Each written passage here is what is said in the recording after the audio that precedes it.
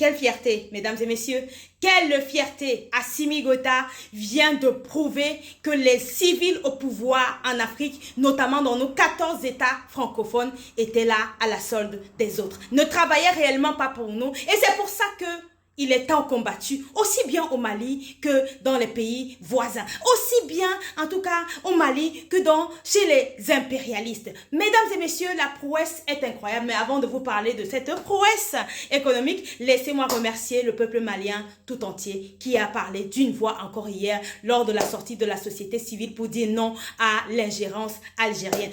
Laissez-moi dire merci à la population africaine de l'AES également qui s'est mobilisée du côté de Paris hier pour dire non à l'ingérence algérienne dans les affaires internes maliennes. Aujourd'hui, du côté de l'Italie, c'est au tour de nos frères, en tout cas de la diaspora africaine, de sortir dans la rue pour dire non à l'ingérence algérienne. Mesdames et messieurs, vous devez savoir que certains pays voisins de nos États de l'AES sont des suppôts de l'impérialisme. Ils sont là pour essayer de provoquer une espèce de guerre pour, en tout cas, casser cette évolution de cette confédération. En tout cas, cette confédération qu'on appelle confédération de l'AES. C'est le rôle que joue Abidjan aujourd'hui avec le Burkina Faso. Le rôle que joue le Bénin aujourd'hui avec le Burkina Faso. Le rôle que joue le Nigeria avec le Niger. Le rôle que joue le Bénin avec le Niger. Et le rôle que joue aujourd'hui le Mali, en tout cas l'Algérie avec le Mali. Provoquer une espèce de guerre dans le but justement de détruire notre AES. Mais nous l'avons compris, mais nous n'allons pas leur donner justement cette possibilité-là.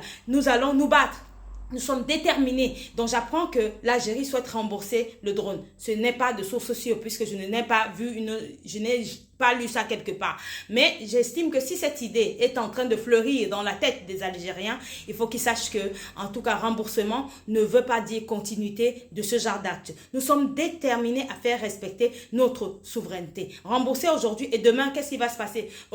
Abattre encore notre drone et puis revenir rembourser? Non, nous souhaitons que l'Algérie qui a oublié, mesdames et messieurs, que le Mali était la base arrière de ces combattants du FLN lorsque elle était en train, en tout cas ses fils et filles étaient en train de se battre contre leur père, la France. Les Maliens, nous avons consenti au Mali notamment à un impôt pour pouvoir justement aider les combattants du FLN. Une ville entière de Gao avait été laissée aux Algériens comme base arrière pour pouvoir venir se reposer et recharger les piles pour aller combattre leur père, la France. Donc nous n'avons pas oublié. Donc, mais nous ne sommes pas en train de supplier qui que ce soit pour que cette personne nous respecte. Nous sommes là pour nous battre, pour notre souveraineté, pour notre respect, mais surtout pour notre autodétermination et nous allons y arriver. Donc que l'Algérie rembourse ou ne rembourse pas, nous ne souhaiterons plus que ce genre d'acte se produise. Donc mesdames et messieurs, après avoir dit tout ça, laissez-moi vous dire, la démocratie est une idéologie qui est vantée en Afrique parce qu'effectivement, ceux qui la vantent aujourd'hui sont déjà arrivés à un stade de développement chez eux.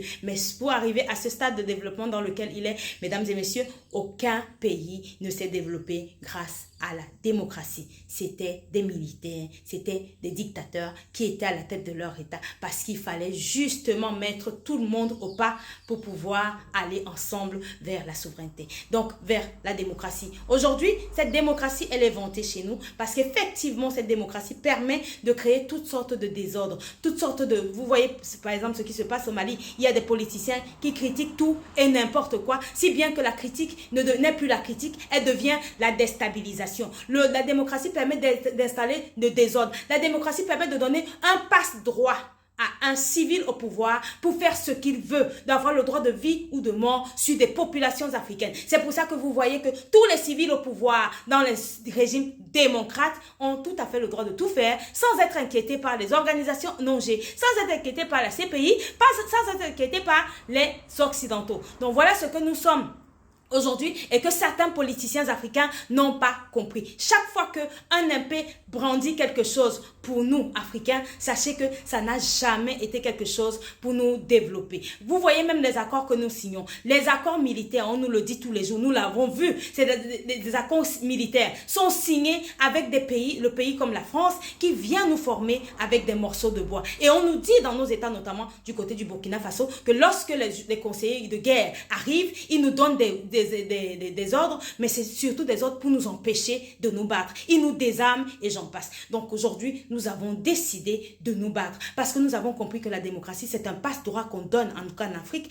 à certains civils pour avoir le droit de vie ou de mort sur nous. Et c'est pour ça que vous voyez par exemple du côté de la Côte d'Ivoire, qu'aujourd'hui les Ivoiriens ont le devoir, en tout cas le devoir de parler d'une seule voix et de dire surtout du bien, du pouvoir en place. Parce qu'effectivement, si vous ne dites pas du bien, on va vous chercher un peu partout dans le monde. On sème la terreur et tout ça là sous les yeux, les oreilles et la bouche de la France qui ne dit absolument rien. Donc, mesdames et messieurs, ce que je voulais vous dire, c'était que Assimi Goïta, au pouvoir au Mali, est en train d'accomplir des choses incroyables.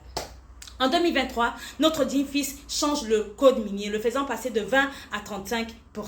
Quel bonheur. Et puis, à partir de 2023, on commence à engranger des recettes. Mais les civils au pouvoir avaient donné des passe-droits à des sociétés minières. Ces dernières ne payaient pas des dividendes correctement et parfois étaient exonérés de taxes. Ce qu'on a refusé, on a décidé de mettre des pieds dans le plat et de casser tout ça. C'est pour ça que toute l'année 2024, notamment Barrick Gold, l'un des plus grands exploitants miniers du monde, était en guerre avec nos autorités parce que ce dernier ne payait pas les dividendes correctement, ne payait pas des taxes. Ils avaient réussi à faire toutes sortes de montages financiers pour échapper aux impôts maliens. Mais ils n'ont pas échappé à Assimi Goïta, notre digne fils. Donc ils sont passés à la caisse. Et c'est pour ça que j'ai l'honneur de vous dire que malgré le fait que l'année dernière, il y ait une chute de la production d'or industriel de 23%, s'il vous plaît, le Mali a réalisé une hausse de ses recettes minières à hauteur de 52,5%. Dites-moi quel politicien, dites-moi quel civil a réussi à faire ça, ne serait-ce qu'au Mali. Dites-moi. C'est-à-dire l'année dernière, 1,4 milliard de recettes de dollars.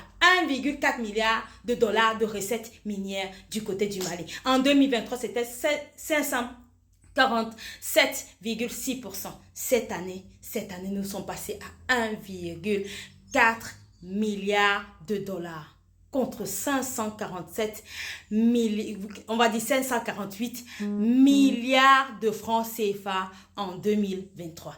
Voilà pourquoi est-ce que nos dirigeants sont tant combattus. Vous avez compris? Bravo à notre digne fils, bravo à nos autorités du Mali.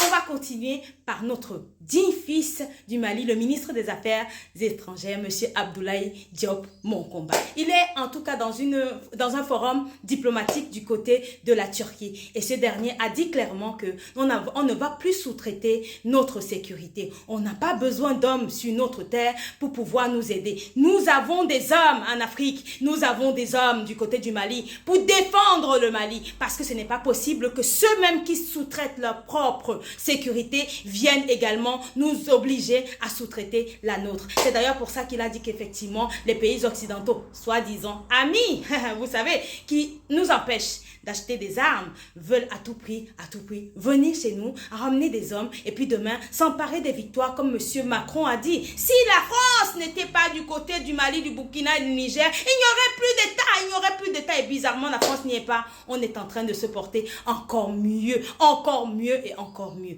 Donc voilà ce que je voulais dire de ce côté. Puis une dernière information, après le logo, après le drapeau, après la devise, vient l'hymne national de l'AES. Donc, à vos marques, ceux qui sont inspirés, il y a un concours pour ceux qui veulent en tout cas créer l'hymne national. Voici les conditions. Merci beaucoup et puis vive l'AES, vive Assimi Goïta, vive Ibrahim Traoré, vive le général Tiani.